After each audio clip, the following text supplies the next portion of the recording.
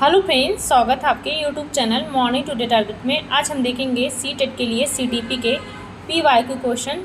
तो जितने भी सीडीपी के पीवाईक्यू क्वेश्चन हैं 2024 के आज की क्लास में आपको कराने वाले हैं। तो जो लोग चैनल को अभी तक नहीं सब्सक्राइब किए होंगे वह सब्सक्राइब कर लेंगे ताकि आगे की क्लासेस आपको प्रॉपर तरीके से मिलती रहेगी ऐसे ही। और देखिए 2021 के पीवाईक्यू क्वेश्चन आपको करवा चुके हैं। यह सीडीपी के तीसरी क्लासेस है, उसके पहले की क्लासेस 2 जाके ज़रूर देख लीजिएगा।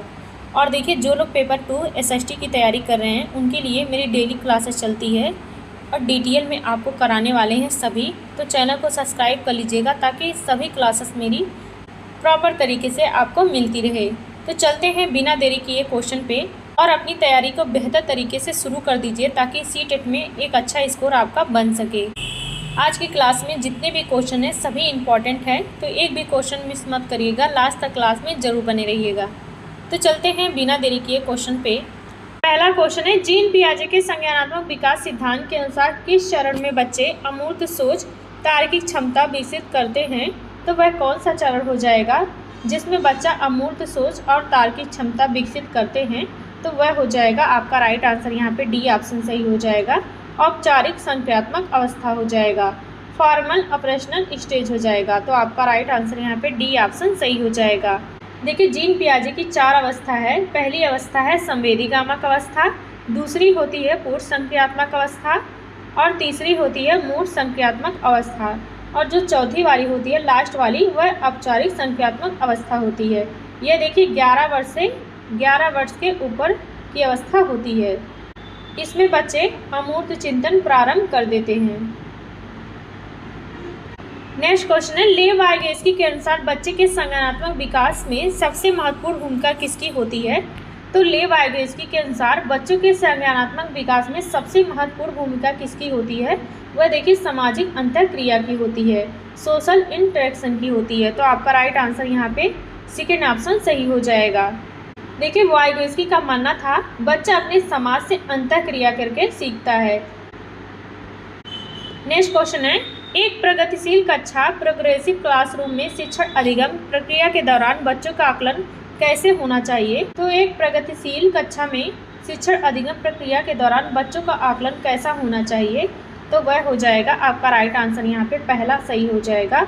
बेहद महत्वपूर्ण होता है क्योंकि यह बच्चों की समझ की अंतर्दृष्टि प्रदान करता है और शिक्षक को चिंतन में मदद करता है। तो आपका राइट आंसर यहाँ पे पहला सही हो जाएगा। देखिए प्रगतिशील शिक्षा में बच्चों की कमियों को जाना जाता है और उसमें सुधार किया जाता है। नेक्स्ट क्वेश्चन है, समावेशी शिक्षा इंक्लूसिव एजुकेशन का अर्थ क्या होता है? तो समावेशी शिक्षा का अर्थ क्या होता है? पहला है केवल दिव्यांग बच्चों को विशेष स्कूलों में शिक्षा देना। तो आपका देखिए गलत हो जाएगा, केवल है।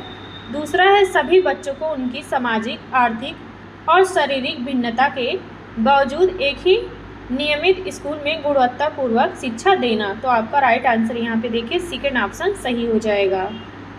देखिए समावेशी शिक्षा का उद्देश्य होता है सभी बच्चों को एक साथ शिक्षा प्रदान करना बिना किसी भेदभाव के। यह समावेशी शिक्षा का अर्थ होता है कि बिना किसी भेदभाव के सभी बच्चों को एक साथ शिक्षा देना होता है। देखिए आज के सेशन में सीडीपी के 2024 के जितने भी इम्पॉर्टेंट क्वेश्चन हैं सभी लिए हैं और सभी पीवाईक्यू क्वेश्चन हैं। और देखिए चाहे पेपर 1 हो चाहे पेपर 2 हो, आज की क्लास में आपको दोनों कराने वाले हैं।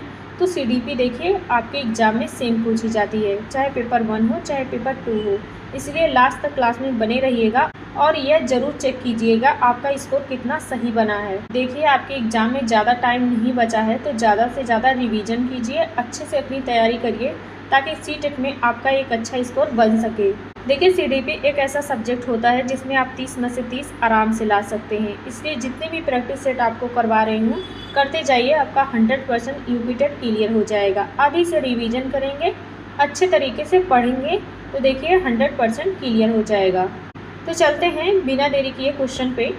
अभिकथन है ये है, शिक्षकों को बच्चों में रूढ़िवादिता और लैंगिक भेदभाव जेंडर स्टीरियोटाइपिंग को कम करने के लिए चर्चाएं आयोजित करनी चाहिए। तो आपका बिल्कुल सही हो जाएगा पहला, कि शिक्षकों को बच्चों में रूढ़िवादिता और लैंगिक भेदभाव को खत्म करने के लिए चर्चाएं आयोजित करनी चाहिए। तो आपका देखिए पहला सही हो जाएगा।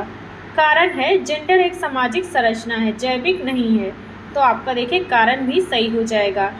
जेंडर एक सामाजिक संरचना है जो समाज के द्वारा निर्धारित की गई है, तो आपका बिल्कुल सही हो जाएगा। कथन भी सही हो जाएगा और कारण भी सही हो जाएगा, तो आपका राइट आंसर यहाँ पे पहला बिल्कुल सही हो जाएगा।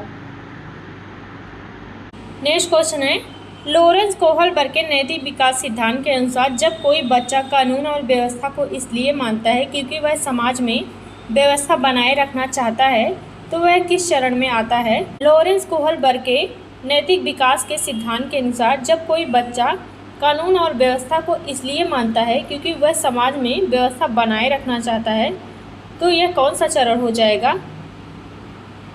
तो देखते हैं। तो यह देखिए पारंपरिक चरण, कन्वेंशनल लेवल हो जाएगा, तो आपका राइट आंसर यहाँ पे सेकेंड ऑप्शन सही हो जाएगा। नेक्स्ट क्वेश्चन है, हार्वर्ड गार्डनर के बहुबुद्धि सिद्धांत मल्टीपल इंटेलिजेंस के अनुसार एक मूर्तिकार या आर्किटेक्ट में किस प्रकार की बुद्धि की प्रधानता होती है? तो हार्वर्ड गार्डनर के बहुबुद्धि सिद्धांत के अनुसार एक मूर्तिकार आर्किटेक्ट में कौन सी बुद्धि पाई जाती है? तो वह देखिए स्थानीय बुद्धि पाई जाती है, तो आपका राइट आंसर यहाँ पे सेकेंड ऑप्शन सही हो जाएगा। देखिए भाषाई बुद्धि पाई जाती है, तो भाषाई बुद्धि पाई जाती है तो कवियों और लेखकों में भाषाई बुद्धि पाई जाती है, और संगीतमय बुद्धि पाई जाती है, तो यह देखिए गायकों में संगीतमय बुद्धि पाई जाती है, और अंतरा व्यक्तित्व पाई जाती है बुद्धि, इंट्रापर्सनल इंटेलिजेंस पाई जाती है, तो यह खुद की भावनाओं को, इच्छाओं को जानने के लिए पाई जाती है। मूर्तिकार के पास पाई जाती है तो वह स्थानीय बुद्धि पाई जाती है, तो याद रखिएगा। नेक्स्ट क्वेश्चन है, विकास डेवलपमेंट के संदर्भ में निम्नलिखित में से कौन सा कथन सही हो जाएगा? तो विकास के संदर्भ में कौन सा कथन सही हो जाएगा? पहला है विकास पूरी तरह से रैखिक लाइनर होता है, तो आपका देखिए गलत हो जाएगा। पूरी तरीके से लाइनर रैखिक नहीं होता है, तो आपका गलत हो जाएगा। दूसरा है विकास एक निरंतर चलने वाली प्रक्रिया है जो सिर से पैर की ओर बढ़ती है, तो आपका राइट आंसर यहाँ पे देखिए दूसरा ही सही हो जाएगा। विकास एक निरंतर चलने वाली प्रक्रिया होती है जो सिर से पैर की ओर बढ़ती है। नेक्स्ट क्वेश्चन है, बच्चों में डिसलेक्सिया की पहचान किस प्रकार की जा सकती है? तो बच्चों में डिसलेक्सिया की पहचान किस प्रकार की जा सकती है? तो वह देखिए आपका राइट आंसर यहाँ पे सही हो जाएगा, सेकेंड ऑप्शन सही हो जाएगा। उनके पढ़ने और लिखने के कौशल के विश्लेषण के माध्यम से की जा सकती है। तो बच्चों में डिसलेक्सिया की पहचान की जाती है उनके पढ़ने और लिखने के कौशल के विश्लेषण के माध्यम से की जा सकती है, तो आपका यहाँ पे सेकेंड ऑप्शन सही हो जाएगा। देखिए डिसलेक्सिया एक पठन विकार होता है जिसमें बच्चों को अक्षरों को पहचानने में कठिनाई होती है। नेक्स्ट क्वेश्चन है, राष्ट्रीय शिक्षा नीति 2020 NEP 2020 किस पर सबसे अधिक बल देती है? तो राष्ट्रीय शिक्षा नीति 2020 NEP 2020 किस पर सबसे अधिक बल देती है? तो पहला है केवल रट्टा मारकर सीखने पर, रोट लर्निंग पर, तो आपका देखिए रट्टा नहीं मरवाना है, बच्चों को रोट लर्निंग नहीं करवानी है, तो आपका पहला गलत हो जाएगा। दूसरा है परीक्षाओं के लिए, आपका देखिए दूसरा भी गलत हो जाएगा। तीसरा है अवधारणात्मक समझ और आलोचनात्मक सोच पर, तो आपका देखिए बिल्कुल सही हो जाएगा तीसरा। NEP 2020 सबसे अधिक बल देती है तो बच्चों की समझ पर, आलोचनात्मक सोच पर, तो आपका राइट आंसर यहाँ पे तीसरा सही हो जाएगा। नेक्स्ट क्वेश्चन है, निम्नलिखित में से कौन सी अधिगम अक्षमता सीधे तौर पर गणितीय गणनाओं को करने की क्षमता को प्रभावित करती है? कौन सी अक्षमता सीधे तौर पर गणितीय गणनाओं को करने की क्षमता को प्रभावित करती है? तो पहला है डिसलेक्सिया। देखिए डिसलेक्सिया पढ़ने से संबंधित विकार होता है, तो यह आपका गलत हो जाएगा। दूसरा है डिसकैलकुलिया, तो आपका देखिए दूसरा ही सही हो जाएगा। डिसकैलकुलिया गणितीय गणना करने की क्षमता को प्रभावित करती है, तो आपका राइट आंसर यहाँ पे सेकेंड ऑप्शन सही हो जाएगा। देखिए डिस्ग्राफिया होता है तो यह लिखने से संबंधित विकार होता है। जब बच्चों को लिखने के संबंधित कठिनाई महसूस होती है तो वह डिस्ग्राफिया हो जाएगा। डिस्ग्राफिया विकार होता है। नेक्स्ट क्वेश्चन है, जीन पियाजे के अनुसार जब बच्चा अपनी पुरानी योजनाओं स्कीम में नई जानकारी को शामिल करता है तो बिना उसमें कोई बदलाव किए तो उसे क्या कहा जाता है? तो जब बच्चा अपनी पुरानी योजनाओं में नई जानकारी को शामिल करता है बिना कोई उसमें बदलाव किए तो यह देखिए आत्मसात्कीकरण हो जाएगा। तो आपका राइट आंसर यहाँ पे पहला बिल्कुल सही हो जाएगा। देखिए जब बच्चा वर्तमान स्कीमा में ज्ञान में नई जानकारी को सीधे जोड़ लेता है तो वह आत्मसात्कीकरण कहलाता है। नेक्स्ट क्वेश्चन है, लेव वाइगोत्स्की के सिद्धांत में समीपस्थ विकास का क्षेत्र zone of proximal development ZPD क्या दर्शाता है? तो आपका राइट आंसर यहाँ पे सेकेंड ऑप्शन सही हो जाएगा। वह क्षेत्र होता है जिसमें बच्चा किसी कुशल वयस्क या वह क्षेत्र को दर्शाता है जिसमें बच्चा किसी कुशल वयस्क या साथी की मदद से कार्य कर सकता है। तो आपका राइट आंसर यहाँ पे बी ऑप्शन सही हो जाएगा। नेक्स्ट क्वेश्चन है, प्राथमिक कक्षाओं में शिक्षण के लिए मूर्त से अमूर्त उपागम का उपयोग क्यों किया जाना चाहिए? तो देखते हैं तो इसका राइट आंसर कौन सा सही हो जाएगा। प्राथमिक कक्षाओं में मूर्त से अमूर्त का प्रयोग क्यों किया जाना चाहिए? तो आपका राइट आंसर यहाँ पे सही हो जाएगा, सेकेंड ऑप्शन सही हो जाएगा। यहाँ पे बी ऑप्शन सही हो जाएगा, क्योंकि बच्चे पहले उन चीज़ों को समझते हैं जिन्हें वे छू और देख सकते हैं, फिर वह वैचारिक समझ विकसित करते हैं। तो आपका राइट आंसर यहाँ पे बी ऑप्शन सही हो जाएगा। देखिए प्राथमिक स्तर पर बच्चे मूर्त ठोस वस्तुओं के माध्यम से आसानी से सीखते हैं किसी भी चीज़ को। नेक्स्ट क्वेश्चन है, आंतरिक प्रेरणा इंट्रिक्स मोटिवेशन का निम्नलिखित में से कौन सा उदाहरण हो जाएगा? तो पहला है शिक्षक की डांट से बचने के लिए गृह कार्य करना। तो यह देखिए आंतरिक अप्रेरणा का नहीं बल्कि बाहरी अप्रेरणा का उदाहरण हो जाएगा, इसलिए पहला गलत हो जाएगा। दूसरा है नगद पुरस्कार जीतने के लिए प्रतियोगिता में भाग लेना। ये भी देखिए आपका बाहरी कारक हो जाएगा, तो आपका ये भी गलत हो जाएगा। तीसरा है किसी विषय को केवल अपनी रुचि और आनंद के लिए पढ़ना। तो यह देखिए आपका आंतरिक प्रेरणा का उदाहरण हो जाएगा। तो आपका राइट आंसर यहाँ पे तीसरा सही हो जाएगा। नेक्स्ट क्वेश्चन है, निम्नलिखित में से कौन सा कारक सामाजिकरण सोशलाइजेशन का प्राथमिक कारक है? तो पहला है विद्यालय, ये देखिए द्वितीय कारक है। दूसरा है मीडिया, तो यह भी द्वितीय कारक हो जाएगा। तीसरा है परिवार, तो आपका देखिए परिवार बिल्कुल सही हो जाएगा। परिवार बच्चों का प्राथमिक कारक होता है, तो आपका राइट आंसर यहाँ पे तीसरा सही हो जाएगा। देखिए धार्मिक संस्थाएं, यह भी द्वितीय कारक हो जाएगा। विद्यालय, मीडिया, धार्मिक संस्थाएं, यह सभी द्वितीय कारक हैं। जो परिवार होता है वह प्राथमिक सामाजिकरण होता है बच्चे का। नेक्स्ट क्वेश्चन है, बाल केंद्रित शिक्षा चाइल्ड सेंटर्ड एजुकेशन में शिक्षक की क्या भूमिका होती है? तो बाल केंद्रित शिक्षा चाइल्ड सेंटर्ड एजुकेशन में शिक्षक की क्या भूमिका होती है? तो पहला है एक तानाशाह की तरह काम करना। तो आपका देखिए पहला बिल्कुल गलत हो जाएगा। दूसरा है एक सुगमकर्ता के रूप में कार्य करना जो बच्चों को सीखने के अवसर प्रदान करता है। तो आपका देखिए दूसरा बिल्कुल सही हो जाएगा। आपका राइट आंसर यहाँ पे सेकेंड ऑप्शन सही हो जाएगा। बाल केंद्रित शिक्षा में शिक्षक की भूमिका होनी चाहिए एक सुगमकर्ता के रूप में कार्य करना जो बच्चों को सीखने के अवसर प्रदान करता हो। देखिए आप लोगों की लाइक शेयर की संख्या बहुत कम होती है, तो प्लीज़ आप लोग देखिए एक बार लाइक और शेयर कर दिया करिए। और देखिए आप लोग ऐसे ही साथ बनाए रहेंगे तो जितने भी PYQ क्वेश्चन पूछे गए हैं सभी आपको CDP के करवा देंगे। और देखिए आपकी डेली SST की भी क्लास चलती है, तो जो लोग नहीं देखे होंगे वह जाके देख लेंगे। SST के जितने भी PYQ क्वेश्चन हैं प्लस देखिए सिलेबस के अनुसार सभी MCQ आपको करवाने वाले हैं। तो चैनल को सब्सक्राइब कर लीजिएगा ताकि जितनी भी मेरी SST CDP की क्लासेस हो सभी आपको प्रॉपर तरीके से मिलती रहे। देखिए आपको SST डिटेल में कराने वाले हैं और CDP आपको देखिए क्वेश्चन प्रैक्टिस कराने वाले हैं। जितने भी PYQ क्वेश्चन हैं प्लस देखिए सिलेबस के अनुसार सभी आपको प्रैक्टिस सेट कराने वाले हैं CDP का।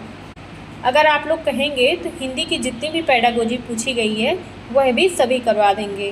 तो आप लोग कमेंट करके ज़रूर बताइएगा, आप लोगों पर निर्भर है। तो चलते हैं बिना देरी किए क्वेश्चन पे। सतत एवं व्यापक मूल्यांकन का मुख्य उद्देश्य क्या होता है? तो सतत एवं व्यापक मूल्यांकन का उद्देश्य क्या होता है? पहला है छात्रों को पास या फेल में वर्गीकृत करना। तो आपका पहला बिल्कुल गलत हो जाएगा। दूसरा है छात्र के सीखने की प्रक्रिया के सभी पक्षों शैक्षणिक और शैक्षणिक का निरंतर आकलन करना। तो आपका बिल्कुल यहाँ पे सेकेंड ऑप्शन सही हो जाएगा। सतत एवं व्यापक मूल्यांकन का उद्देश्य होना चाहिए। छात्रों के सीखने की प्रक्रिया के सभी पक्षों, शैक्षणिक और सह शैक्षणिक का निरंतर आकलन करना होना चाहिए। तो आपका राइट आंसर यहाँ पे सेकेंड ऑप्शन सही हो जाएगा। नेक्स्ट क्वेश्चन है, सृजनात्मकता क्रिएटिविटी की पहचान का मुख्य लक्षण निम्नलिखित में से क्या होता है? तो सृजनात्मकता क्रिएटिविटी की पहचान का मुख्य लक्षण क्या होता है? पहला है कम समझ, और देखते हैं दूसरा है अभिसारी चिंतन, तीसरा है अति सक्रियता, चौथा ऑप्शन है अपसारी चिंतन। तो आपका देखिए अपसारी चिंतन सही हो जाएगा। तो आपका यहाँ पे डी ऑप्शन सही हो जाएगा। सृजनात्मकता का अर्थ होता है अपसारी चिंतन होता है। नेक्स्ट क्वेश्चन है, एक शिक्षिका अपनी कक्षा में व्यक्तिगत भिन्नताओं को कैसे संबोधित कर सकती है? पहला है सभी बच्चों के लिए एक समान और कठोर पाठ्यक्रम लागू करके। तो आपका देखिए गलत हो जाएगा। दूसरा है विविध शिक्षण विधियों का उपयोग करके और छात्रों के अनुभवों को सम्मान देकर। तो आपका देखिए यहाँ पे बी ऑप्शन सही हो जाएगा। एक शिक्षिका अपनी कक्षा में व्यक्तिगत भिन्नताओं को संबोधित कर सकती है तो बच्चों के विविध शिक्षण विधियों का उपयोग करके और छात्रों के अनुभव को सम्मान देकर। तो आपका राइट आंसर यहाँ पे सेकेंड ऑप्शन सही हो जाएगा। नेक्स्ट क्वेश्चन है, शिक्षार्थी में समीक्षात्मक चिंतन क्रिटिकल थिंकिंग को बढ़ावा देने के लिए एक शिक्षक को क्या करना चाहिए? तो शिक्षार्थियों में समीक्षात्मक चिंतन को बढ़ावा देने के लिए एक शिक्षक को क्या करना चाहिए? तो आपका राइट आंसर यहाँ पे देखिए तीसरा ऑप्शन सही हो जाएगा। उन्हें विविध दृष्टिकोणों पर विचार करने और खुले अंत वाले ओपन एंडेड प्रश्न पूछने के लिए अवसर देने चाहिए। तो आपका राइट आंसर यहाँ पे तीसरा बिल्कुल सही हो जाएगा। देखिए आलोचनात्मक सोच तब बढ़ती है जब बच्चा क्यों कैसे वाले प्रश्नों पर खुद विचार करते हैं। नेक्स्ट क्वेश्चन है, बच्चों में त्रुटियां और गलतियां शिक्षण अधिगम प्रक्रिया में क्या दर्शाती हैं? तो बच्चों में त्रुटियां और गलतियां शिक्षण अधिगम प्रक्रिया में क्या दर्शाती हैं? तो वह हो जाएगा आपका राइट आंसर यहाँ पे बी ऑप्शन सही हो जाएगा। सीखने की प्रक्रिया का एक स्वाभाविक हिस्सा है जो बच्चों की सोच की अंतर्दृष्टि देती हैं। तो आपका राइट आंसर यहाँ पे सेकेंड ऑप्शन सही हो जाएगा।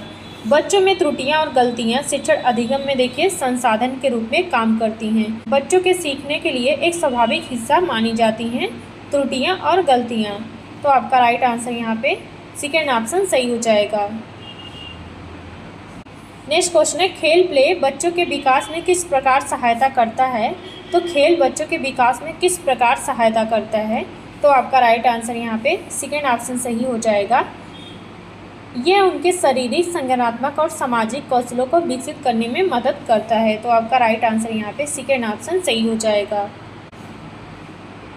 नेक्स्ट क्वेश्चन है, RPWD अधिनियम 2016 के अनुसार सरकारी नौकरियों में दिव्यांग व्यक्तियों के लिए आरक्षण को 3% से बढ़ाकर कितना कर दिया गया है?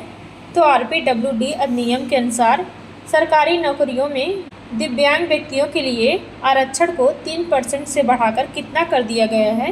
तो आपका राइट आंसर यहाँ पे सही हो जाएगा। डी ऑप्शन सही हो जाएगा।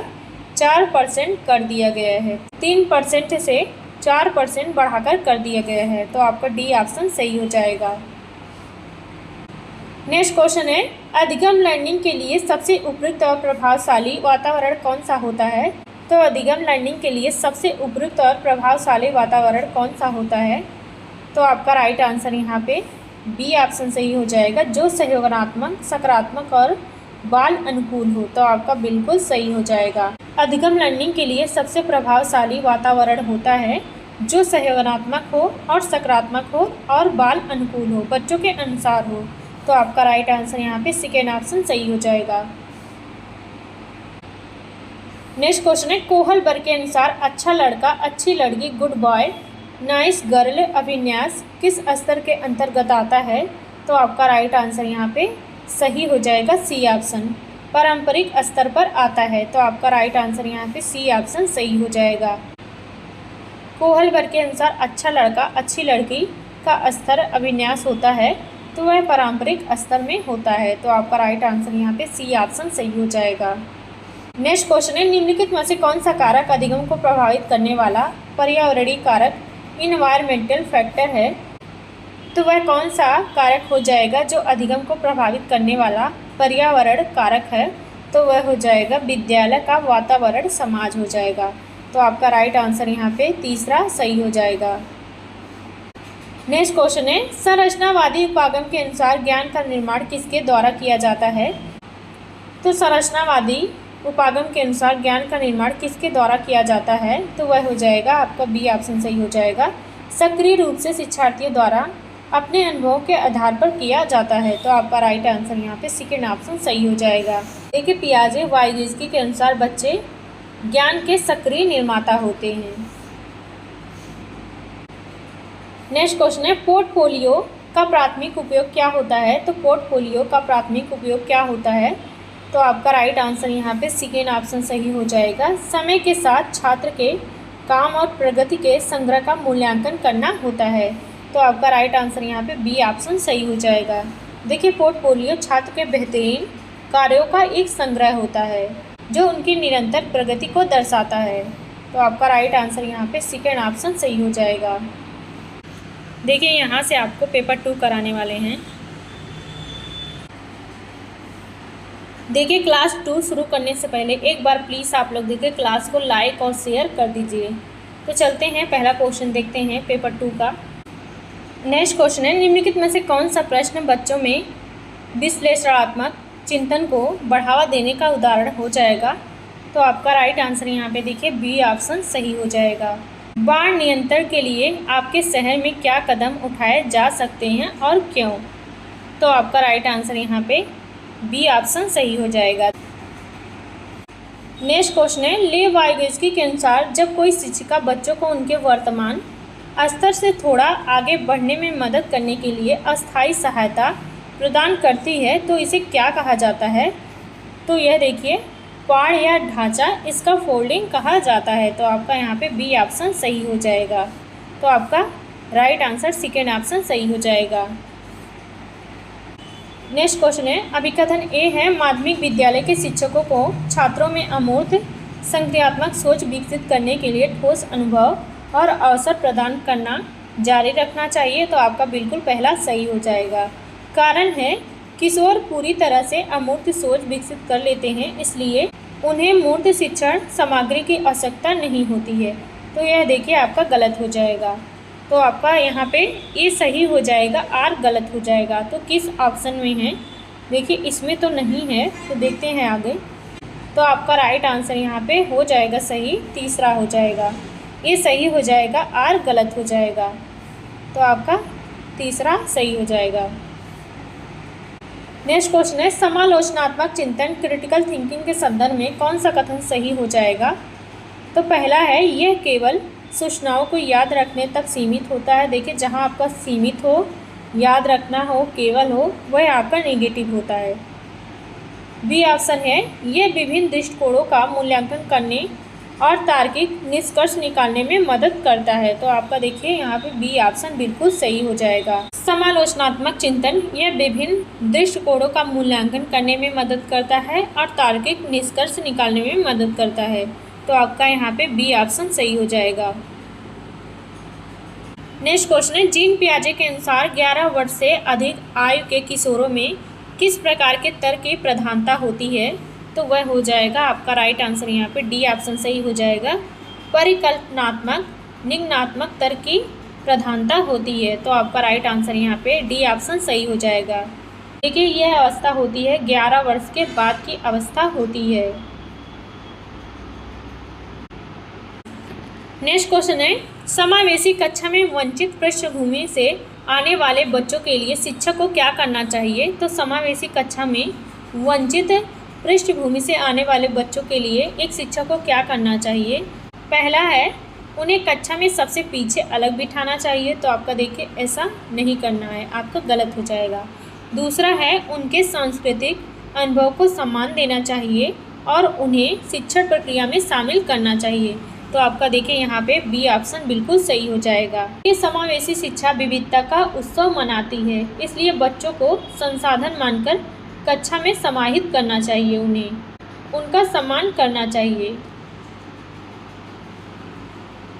नेक्स्ट क्वेश्चन है, लॉरेंस कोहलबर्ग के नैतिक विकास के उत्तर पारंपरिक पोस्ट कन्वेंशनल स्तर की क्या विशेषता होती है? तो लॉरेंस कोहलबर्ग के नैतिक विकास के अनुसार उत्तर पारंपरिक स्तर की क्या विशेषता होती है? तो आपका राइट आंसर यहाँ पे कौन सा सही हो जाएगा? तो आपका देखिए यहाँ पे तीसरा राइट आंसर सही हो जाएगा। यह समझना कि नैतिक नियम और मानव अधिकार स्वयं चुने गए हैं और सार्वभौमिक सिद्धांतों पर आधारित होते हैं। तो आपका राइट आंसर यहाँ पे तीसरा सही हो जाएगा। देखिए, उत्तर पारंपरिक स्तर उच्च स्तर होता है। इसमें व्यक्ति खुद के चुने हुए नियमों के सिद्धांतों पर चलता है। नेक्स्ट क्वेश्चन है, विकास का शीर्षगामी सिद्धांत सिपेडे-कोडल प्रिंसिपल क्या बताता है? तो पहला है विकास केंद्र से बाहर की ओर होता है, दूसरा है विकास शीर्ष से पैर की दिशा में होता है। तो आपका देखिए दूसरा ही सही हो जाएगा। विकास का शीर्षगामी सिद्धांत बताता है विकास शीर्ष से पैर की दिशा में होता है। तो आपका राइट आंसर यहाँ पे सेकेंड ऑप्शन सही हो जाएगा। नेक्स्ट क्वेश्चन है, एक प्रगतिशील माध्यमिक कक्षा में विद्यार्थियों को ज्ञान के निर्माण के लिए किस प्रकार के अवसर मिलने चाहिए? तो आपका राइट आंसर यहाँ पे कौन सा सही हो जाएगा? पहला है केवल व्याख्यान सुनने के लिए। देखिए, व्याख्यान केवल आपका नेगेटिव होता है, पहला गलत हो जाएगा। दूसरा है रटने और परीक्षाओं की तैयारी करने में, तो बच्चों को रोट लर्निंग नहीं करवानी है, तो आपका दूसरा भी गलत हो जाएगा। तीसरा है खोजबीन प्रयोग और सहयोगात्मक अध्ययन कोलैबोरेटिव लर्निंग के लिए, तो आपका देखिए यहाँ पे सी ऑप्शन बिल्कुल सही हो जाएगा। एक प्रगतिशील माध्यमिक कक्षा में विद्यार्थियों के ज्ञान के निर्माण के लिए अवसर मिलने चाहिए, खोजबीन प्रयोग और सहयोगात्मक अध्ययन के लिए मिलनी चाहिए। तो आपका राइट आंसर यहाँ पे सी ऑप्शन सही हो जाएगा। खोजबीन और सहयोगात्मक अध्ययन के माध्यम से बच्चे बेहतर रूप से सीखते हैं। नेक्स्ट क्वेश्चन है, निम्नलिखित में से कौन सा आंतरिक अप्रेरणा इंट्रिक्स मोटिवेशन का उदाहरण हो जाएगा? तो पहला है प्रथम आने पर माता पिता से मोबाइल मिलने की उम्मीद, तो यह देखिए आपका आंतरिक अप्रेरणा का उदाहरण नहीं हो जाएगा, यह बाहरी अप्रेरणा का उदाहरण हो जाएगा। दूसरा है एक नई भाषा सीखना, क्योंकि व्यक्ति को उस भाषा को जानने में गहरी रुचि है। तो आपका देखिए यहाँ पे बी ऑप्शन बिल्कुल सही हो जाएगा, जो आंतरिक अप्रेरणा का उदाहरण हो जाएगा। आंतरिक अप्रेरणा का उदाहरण क्यों हो जाएगा? क्योंकि व्यक्ति को उस भाषा को जानने में गहरी रुचि है, तो रुचि देखिए अंदर से आती है। नेक्स्ट क्वेश्चन है, राष्ट्रीय शिक्षा नीति 2020 NEP के अनुसार कक्षा 6 से किस प्रकार के पाठ्यक्रम की शुरुआत की सिफारिश की गई है? तो देखते हैं। पहला है केवल संवैधानिक रटन विद्या, तो आपका देखिए गलत हो जाएगा। दूसरा है व्यावसायिक शिक्षा और कोडिंग कौशल विकास करना, तो आपका देखिए यहाँ पे दूसरा ही सही हो जाएगा। नेक्स्ट क्वेश्चन है, जेंडर के संबंध में माध्यमिक स्तर के बच्चों के साथ चर्चा करते समय शिक्षक का मुख्य उद्देश्य क्या होना चाहिए? तो जेंडर के संबंध में माध्यमिक स्तर के बच्चों के साथ चर्चा करते समय एक शिक्षक का मुख्य उद्देश्य क्या होना चाहिए? तो आपका राइट आंसर यहाँ पे पहला सही हो जाएगा। जेंडर रूढ़िवादिता को चुनौती देना और लचीलापन को बढ़ावा देना चाहिए, एक शिक्षक का उद्देश्य होना चाहिए। तो आपका यहाँ पे फर्स्ट आंसर सही हो जाएगा। नेक्स्ट क्वेश्चन है, माध्यमिक स्तर पर आकलन असेसमेंट का स्वरूप कैसा होना चाहिए? तो माध्यमिक स्तर पर आकलन का स्वरूप कैसा होना चाहिए? तो आपका राइट आंसर यहाँ पे सही हो जाएगा, यहाँ पे बी ऑप्शन सही हो जाएगा। रचनात्मक फॉर्मेटिव होना चाहिए, जो छात्र के सीखने की यात्रा में लगातार मदद करे। तो आपका राइट आंसर यहाँ पे सेकेंड ऑप्शन सही हो जाएगा। नेक्स्ट क्वेश्चन है, हार्वर्ड गार्डनर के अनुसार जो व्यक्ति दूसरों के भावनाओं, विचारों और प्रेरणाओं को गहरी से समझ सकता है और उनके साथ तालमेल बिठाता है, अच्छा उनमें कौन सी बुद्धि होती है? तो वह देखिए अंतर व्यक्तित्व बुद्धि होती है, इंटरपर्सनल इंटेलिजेंस होती है। तो आपका राइट आंसर यहाँ पे सेकेंड ऑप्शन सही हो जाएगा। नेक्स्ट क्वेश्चन है, संरचनावादी उपागम के अनुसार कक्षा में त्रुटियों को कैसे देखा जाना चाहिए? तो आपका राइट आंसर यहाँ पे सेकेंड ऑप्शन सही हो जाएगा। ज्ञान निर्माण की प्रक्रिया और बच्चों की सोच को समझने के एक झरोखे के रूप में देखा जाना चाहिए। तो आपका राइट आंसर यहाँ पे सेकेंड ऑप्शन सही हो जाएगा। नेक्स्ट क्वेश्चन है, किसी समस्या के समाधान तक पहुँचने के लिए मिलती जुलती समस्याओं का हवाला देना क्या कहलाता है? तो किसी समस्या के समाधान तक पहुंचने के लिए मिलती जुलती समस्याओं का हवाला देना क्या कहलाता है? तो आपका राइट आंसर यहाँ पे देखिए पहला ही सही हो जाएगा, अनुरूपता कहलाता है। आपका राइट आंसर यहाँ पे पहला बिल्कुल सही हो जाएगा। देखिए, साधन साध्य विश्लेषण नहीं कहलाता है, कलन विधि भी नहीं कहलाता है, मानसिक वृत्ति भी नहीं कहलाता है। नेक्स्ट क्वेश्चन है, समावेशन के सिद्धांतों के अनुसार स्कूल के वातावरण को किसके अनुकूल ढालना चाहिए? तो आपका राइट आंसर यहाँ पे सी ऑप्शन सही हो जाएगा। प्रत्येक बच्चे की व्यक्तिगत आवश्यकताओं और योग्यताओं के अनुसार ढालना चाहिए। तो आपका यहाँ पे सी ऑप्शन सही हो जाएगा। स्कूल के वातावरण को ढालना चाहिए तो प्रत्येक बच्चों की व्यक्तिगत आवश्यकताओं और उनकी योग्यताओं के अनुसार ढालना चाहिए। नेक्स्ट क्वेश्चन है, निम्नलिखित में से कौन सा बाह्य प्रेरणा का एक उदाहरण हो जाएगा? तो पहला है, छात्र अपनी जिज्ञासा को शांत करने के लिए एक नई किताब पढ़ता है। यह देखिए आपका आंतरिक प्रेरणा का उदाहरण हो जाएगा। दूसरा है, छात्रा परीक्षा में अच्छे अंक लाने के लिए पढ़ती है ताकि उसके माता पिता से प्रशंसा मिल सके। यही देखिए आपका बाहरी प्रेरणा का उदाहरण हो जाएगा।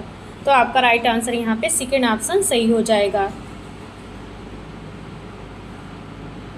नेक्स्ट क्वेश्चन है, एरिक्सन के मनोसामाजिक विकास सिद्धांत के अनुसार किशोरावस्था एडोलसेंस के दौरान व्यक्ति किस मुख्य विकासात्मक संकट का सामना करता है?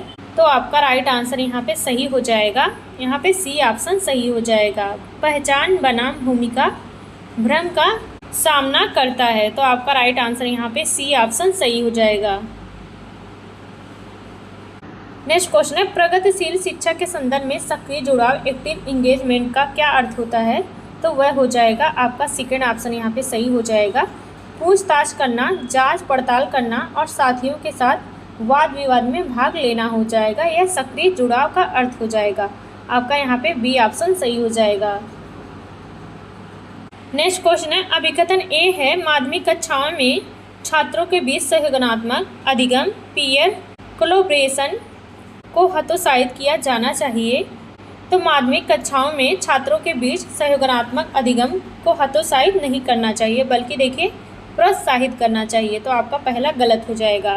कारण है, सहयोगात्मक अधिगम से समय की बर्बादी होती है और देखिए और पाठ्यक्रम समय पर पूरा नहीं हो पाता है। तो आपका देखिए यहाँ पे कथन भी गलत हो जाएगा, कारण भी गलत हो जाएगा, दोनों आपका गलत हो जाएगा। तो आपका राइट आंसर यहाँ पे देखिए डी ऑप्शन सही हो जाएगा। कथन और कारण दोनों गलत हो जाएगा। नेक्स्ट क्वेश्चन है, विकास के परिवर्तनीयता के गुण से क्या तात्पर्य होता है? तो विकास के परिवर्तनीयता के गुण से क्या तात्पर्य होता है? तो आपका राइट आंसर यहाँ पे कौन सा सही हो जाएगा? यहाँ पे इसका सेकेंड ऑप्शन सही हो जाएगा। मानव विकास में अनुभवों और पर्यावरणीय कारकों के कारण सुधार या बदलाव की संभावना होती है। तो आपका राइट आंसर यहाँ पे बी ऑप्शन सही हो जाएगा। नेक्स्ट क्वेश्चन है, डिस्ग्राफिया से पीड़ित एक छात्र को कक्षा में किस प्रकार की मुख्य कठिनाई का सामना करना पड़ता है? तो डिस्ग्राफिया के कारण कौन सी कठिनाई का सामना करना पड़ता है? तो वह हो जाएगा आपका राइट आंसर यहाँ पे सी ऑप्शन सही हो जाएगा। अक्षरों और शब्दों को स्पष्ट रूप से लिखने और ठीक से पकड़ बनाने में कठिनाई का सामना करना पड़ता है डिस्ग्राफिया में। तो आपका राइट आंसर यहाँ पे सी ऑप्शन सही हो जाएगा। देखिए, डिस्ग्राफिया एक लेखन विकार होता है जिसमें बच्चों को लिखने संबंधी कठिनाई होती है।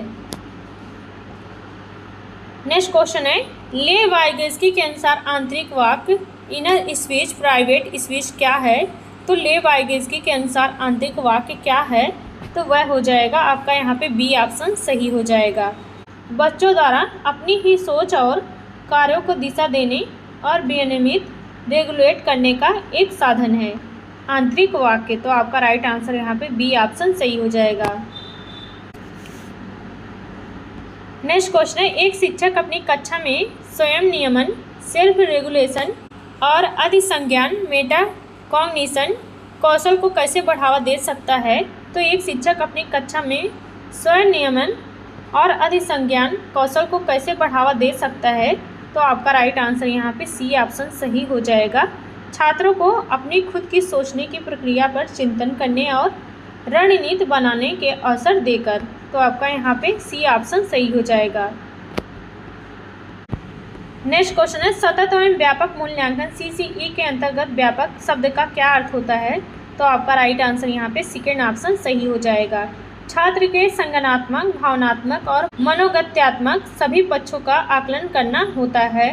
सतत और व्यापक मूल्यांकन का अर्थ होता है। तो आपका यहाँ पे बी ऑप्शन सही हो जाएगा।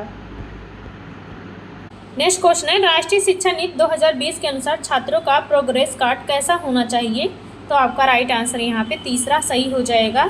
360 डिग्री बहुआयामी रिपोर्ट जिसमें स्वयं आकलन और सहपाठी आकलन भी शामिल हो, ऐसा होना चाहिए बच्चों का प्रोग्रेस कार्ड राष्ट्रीय शिक्षा नीति 2020 के अनुसार। तो आपका राइट आंसर यहाँ पे सी ऑप्शन सही हो जाएगा। नेक्स्ट क्वेश्चन है, जीन पियाजे के अनुसार समीकरण या साम्य धारण की प्रक्रिया क्या है? तो जीन पियाजे के अनुसार समीकरण या साम्य धारण की प्रक्रिया क्या है? तो आपका राइट आंसर यहाँ पे बी ऑप्शन सही हो जाएगा। पुरानी योजनाओं, स्कीम और नई जानकारी के बीच संतुलन बनाने की मानसिक प्रक्रिया है। तो आपका राइट आंसर यहाँ पे बी ऑप्शन सही हो जाएगा। नेक्स्ट क्वेश्चन है, समावेशी शिक्षा के तहत समानुभूति, सिंपैथी और समानुभूति एम्पैथी में किसे बढ़ावा दिया जाना चाहिए? तो वह हो जाएगा आपका राइट आंसर यहाँ पे बी ऑप्शन सही हो जाएगा। समानुभूति एम्पैथी को बढ़ावा दिया जाना चाहिए क्योंकि यह शिक्षक को बच्चे के दृष्टिकोण और परिस्थितियों को समझने में मदद करती है। तो आपका राइट आंसर यहाँ पे बी ऑप्शन सही हो जाएगा। देखिए 2021 के आपको सीडीपी के क्वेश्चन करवा चुके हैं। जो लोग नहीं देखे होंगे उसको जाके ज़रूर देख लेंगे। यह मेरी सीडीपी की तीसरी क्लास है। ये देखिए 2024 का पीवाईक्यू क्वेश्चन था, 21 का करवा चुके हैं, तो उसको जाके ज़रूर देख लीजिएगा। और एसएसटी की देखिए डेली मेरी क्लासेस चलती है, उसके लिए चैनल को सब्सक्राइब कर लीजिएगा ताकि सभी मेरी क्लासेस आपको प्रॉपर तरीके से मिलती रहे। और लास्ट में देखिए अपना फीडबैक ज़रूर शेयर कीजिएगा, आपके कितने स्कोर बने हैं कमेंट करके ज़रूर बताइएगा। नेक्स्ट क्वेश्चन है, निम्नलिखित में से कौन सा कारक बच्चों के संवेदनात्मक विकास, इमोशनल डेवलपमेंट को सबसे गहराई से प्रभावित करता है? तो कौन सा कारक बच्चों के संवेदनात्मक विकास को गहराई से प्रभावित करता है? तो वह हो जाएगा आपका बी ऑप्शन सही हो जाएगा। परिवार का वातावरण और माता पिता के साथ संबंधों की प्रगाढ़ता हो जाएगा। तो आपका राइट आंसर यहाँ पे बी ऑप्शन सही हो जाएगा। आज की क्लास में आपको सीडीपी के 2024 के पीवाईक्यू क्वेश्चन करवा चुके हैं। तो एक प्यारा सा कमेंट करके ज़रूर बताइएगा आज की क्लास आपको कैसी लगी। तो मिलते हैं नेक्स्ट क्लास में।